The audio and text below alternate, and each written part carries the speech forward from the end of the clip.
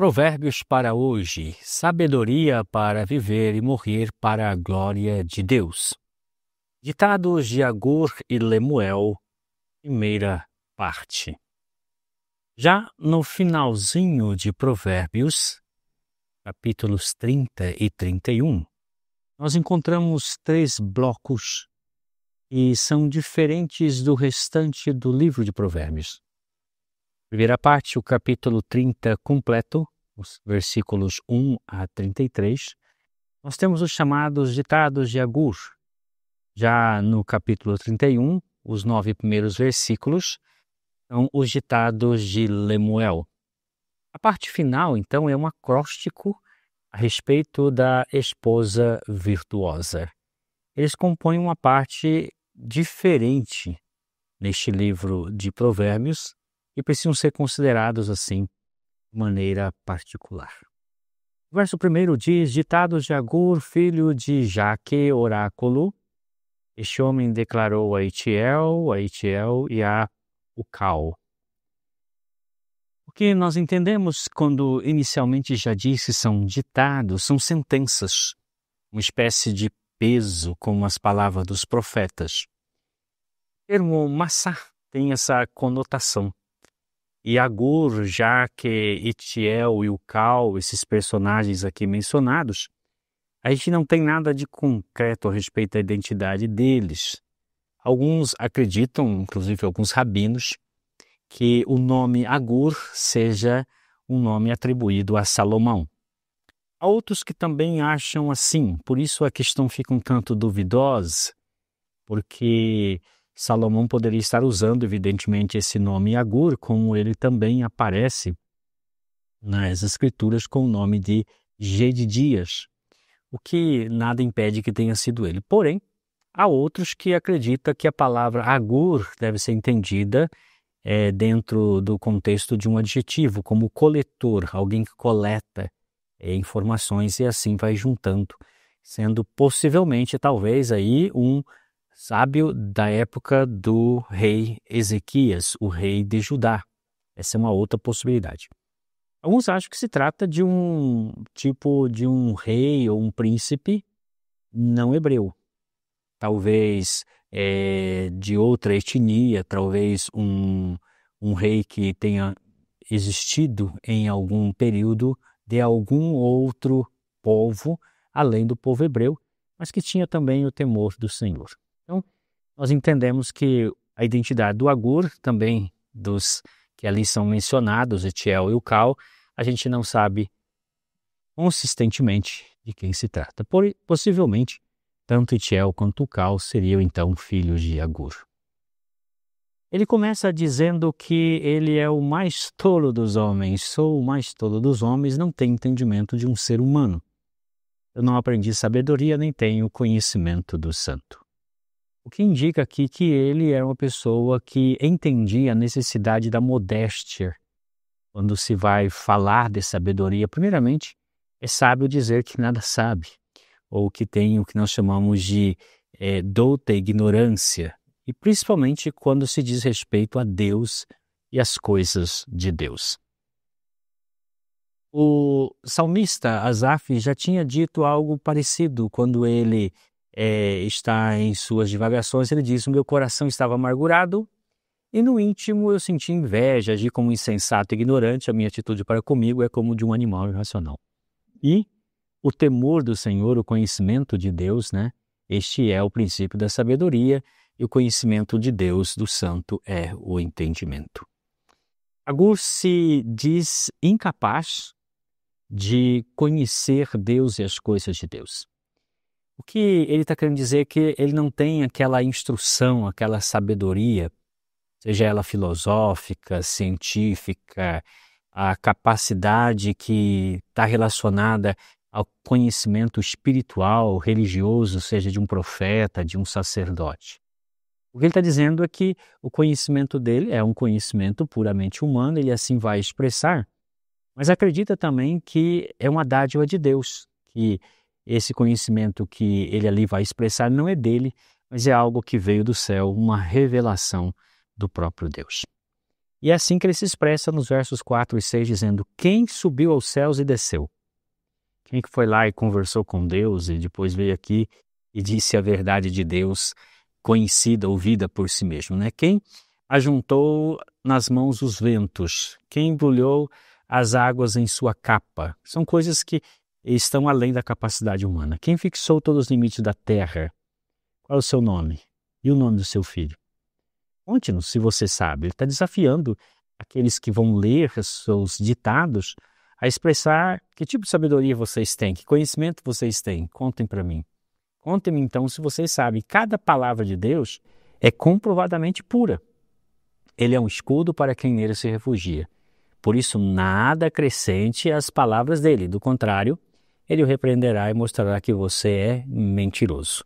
Isso foram conselhos, inclusive, dados pelos amigos de Jó ao próprio Jó. Agur, então, aqui está dizendo uma coisa muito fundamental, que sem a revelação de Deus, a autorrevelação de Deus, tudo que falarmos de Deus ou das coisas de Deus serão meras especulações. Não há de fato certeza quem subiu aos céus e desceu para dizer o que realmente é certo a respeito de Deus. Se Deus não se revelar, o homem fica preso às suas perplexidades, não sabendo nem de onde veio, nem para onde vão, nem realmente o que estão fazendo aqui. Sem uma verdade que seja de Deus, uma revelação ou uma palavra nossa é apenas zombaria. Diante do fato de que nada ou pouco sabemos a respeito de Deus, o silêncio é a melhor atitude, não é? Então, é isso que ele está dizendo, assim, não devemos arrogar, conhecer Deus e as coisas de Deus, sem que reconheçamos que Deus é quem revela quem Ele é e as coisas relacionadas a si. Por isso, nada devemos acrescentar à palavra de Deus, como disse Moisés em Deuteronômio 4:2, ou como o anjo deixa bem claro para João, dizendo, olha, nada acrescente dessas coisas, porque se alguém tirar alguma palavra do livro dessa profecia, referindo-se ao Apocalipse, Deus tirará dele a sua parte na árvore da vida e da cidade santa que são descritas aqui neste livro. Logo em seguida, depois de falar da sua douta ignorância, do fato de que sem o conhecimento de Deus, o conhecimento do santo, tudo que nós falamos se perde, ele faz uma oração a Deus, uma oração dupla. Ele pede duas coisas para Deus. Ele diz, duas coisas eu te peço que me des antes de eu morrer. Mantém longe de mim a falsidade e a mentira. Esse é o primeiro pedido. Não me des pobreza nem riqueza, dê-me apenas o alimento necessário. Esse é o segundo pedido. E aí, por que o segundo pedido? Ele justifica dizendo, se não, tendo demais, eu te negaria e te deixaria e diria, quem é o Senhor? E se eu ficasse pobre, poderia vir a roubar, desonrando assim o nome do meu Deus. A limitação dos desejos humanos, segundo Barnes, é uma atitude ou algo decorrente da consciência dos nossos limites no que diz respeito ao nosso conhecimento. Por isso, ele pede assim, mantenha-me longe de falsidade e mentira. Ele está dizendo, olha, principalmente me preserve a verdade, deixa que eu conheça a verdade, que eu não seja enredado pela mentira, pela falsidade, porque essas são coisas que contaminam o coração e nos desvia da verdade que está revelada na palavra de Deus. Este é o primeiro pedido dele. Ele quer ser preservado do pecado, da vaidade, da mentira, para que os seus pés andem retamente e que ele não se envolva em coisas do mundo, coisas de luxúria, prazeres, lucros, honras. E assim, evidentemente, ele seja desviado daquela verdade que ele quer conhecer, que é a verdade do próprio Deus. Por isso, reconhecendo a propensão humana para essas coisas, ele pede, Senhor, livra-me disto. Ele sabe que não somente há nele uma restrição de conhecimento, mas que os seus desejos e suas paixões são muito fortes e podem levá-lo à prática do mal. Ele pede que Deus dê a ele uma boa vida. Ele pede equilíbrio, é uma vida equilibrada, moderada, não na pobreza, também não num estilo luxuoso, nababesco, né? A palavra nababesco vem de Nabab, que era um sultão, um homem que viveu do prazer, das delícias de todos os prazeres que ele queria, não evitou nada disso, ele mergulhou profundamente nisso e se destruiu. Então, a gente precisa buscar nesse sentido a sabedoria dele aqui, dizendo, eu não quero ter de mais, também não quero ter de menos.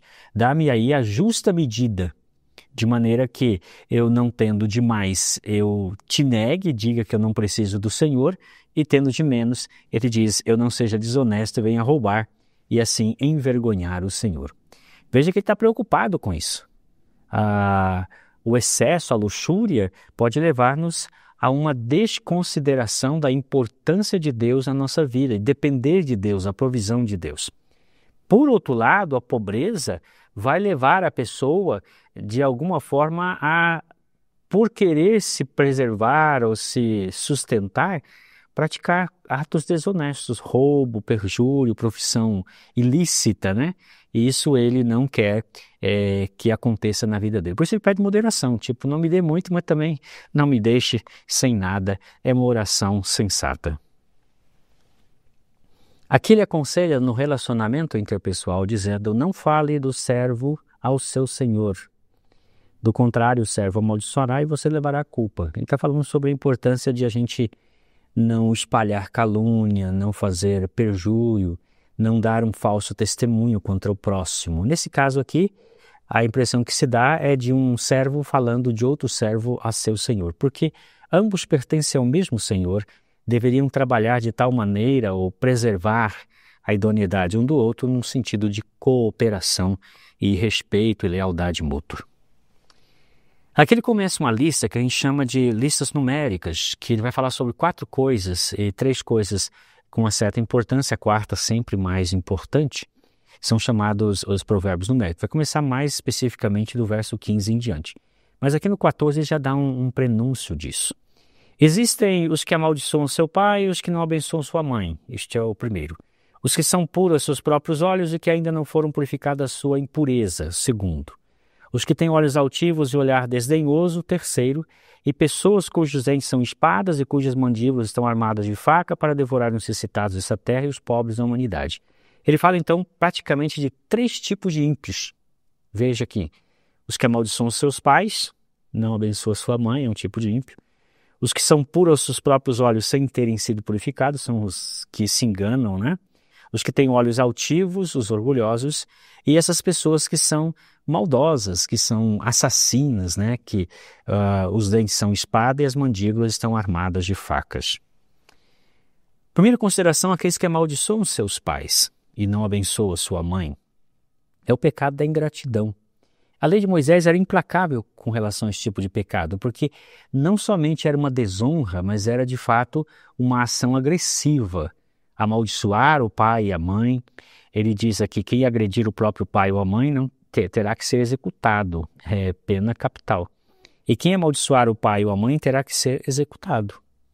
Possivelmente está falando, esse fala do sábio aqui, está reforçando o 5º mandamento que ordena honrar pai e mãe, como o Senhor ordenou para que tenha uma vida longa e tudo te vá bem na terra que o Senhor Deus te dá. Aqui ele fala dos hipócritas, né? Eles se julgam puros, mas eles não foram purificados. E a contaminação no contexto hebraico é de 2 naturezas, a contaminação de ritual, né? E a contaminação moral e espiritual. Para a contaminação ritual, se resolve por meio de sacrifícios. Fazia-se determinados sacrifícios para se purificar das impurezas rituais. Porém, a contaminação moral e espiritual, ela exigia então confissão e abandono. Davi então diz, lava-me da minha culpa, purifica-me do meu pecado. Eu reconheço as minhas transgressões, o meu pecado. E ele pede então que Deus o purifique com hisopo. E ele ficará puro. Lava e ele ficará mais branco que a neve.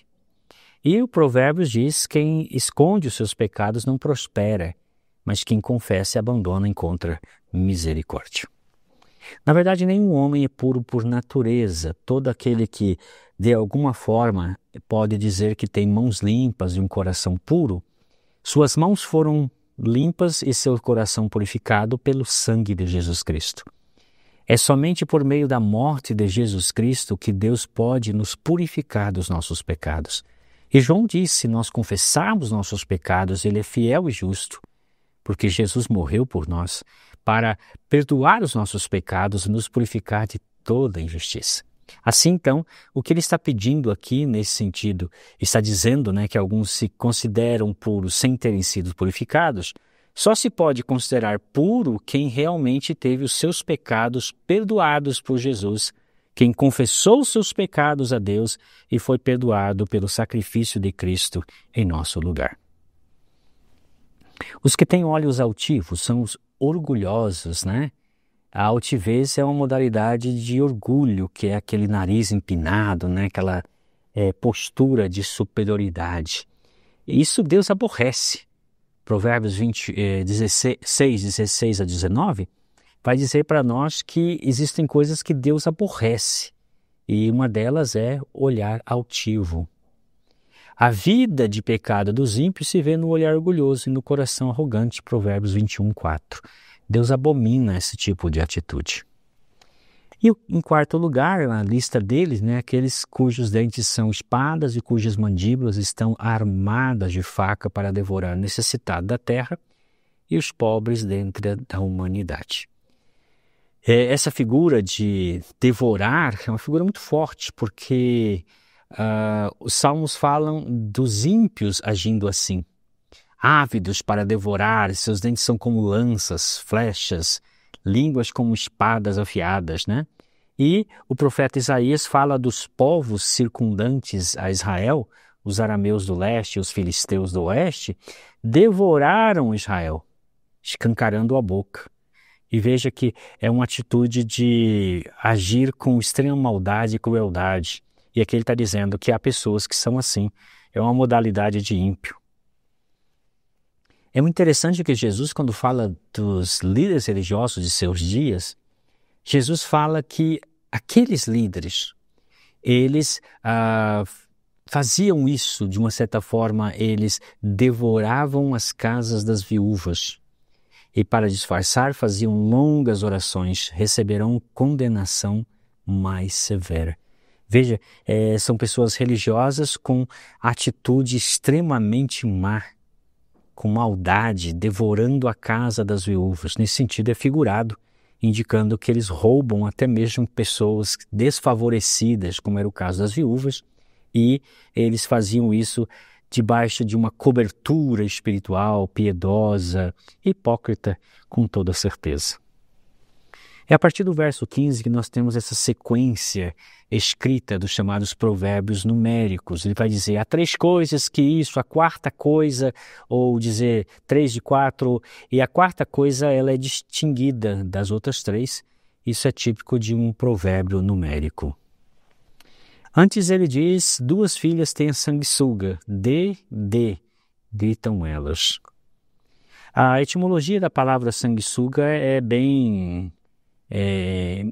duvidosa, difícil de saber realmente o que ele está dizendo, mas é mais fácil entender isso como uma referência figurada à sanguessuga, como referindo-se à ganância, aquilo que é insaciável, aquilo que não vê limites, quer sempre mais. Essa avidez, então, ela pode ser levada para o contexto das paixões e dos apetites humanos, porque esses também não encontram saciedade. Quanto mais você satisfizer ou buscar satisfazer os desejos do corpo, os apetites do corpo e as paixões da alma, mais você vai descobrir que eles serão insaciáveis, querendo sempre mais, como sanguessugas, dizendo dê, e nunca se saciando. E aí logo em seguida ele fala das 3 coisas que são insaciáveis, né? E a quarta que nunca vai dizer que é o bastante. E essas coisas são o Sheol, que é a sepultura, o lugar dos mortos, o ventre estéril, que nunca concebe, a terra que nunca se dessedenta e o fogo. São aqui os 4 elementos que ele apresenta, né? A sepultura, sempre recebendo e nada dos mortos, nunca dizendo chega, né? O ventre estéril nunca produzindo nada, possivelmente uma alusão aí mais adiante ao ventre da prostituta, que nada concebe, não serve para nada, segundo o pensamento dele. E nós temos a terra que absorve a água que cai e o fogo que nunca, se não for apagado, vai dizer chega, vou parar por aqui. O sábio ensina então que algumas coisas não se cansam e sempre quer mais. Por isso a gente precisa pensar se nós estamos nos assemelhando a eles, se nossos apetites e paixões e desejos não estão semelhantes ao Seol, à terra que recebe a água, ao vento estéril, ao fogo. Por isso nós precisamos buscar, de uma certa forma, uma atitude de contentamento, investir naquilo que realmente vale a pena, para que nós não venhamos a gastar toda a nossa energia investindo em algo sem retorno, às vezes um relacionamento tóxico, como um saco sem fundo, né? Um abismo que nunca se sacia.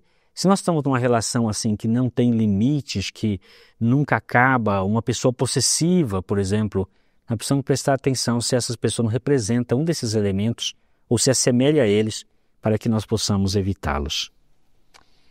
Aqui ele fala dos olhos de quem zomba do pai, zombando, nega a obediência à mãe, serão arrancados pelos corvos do vale, serão devorados pelos filhotes de abutre. É uma palavra bem pesada, difícil de entender, mas Moisés já disse isso, né? É maldito aquele que amaldiçoa seu pai e sua mãe.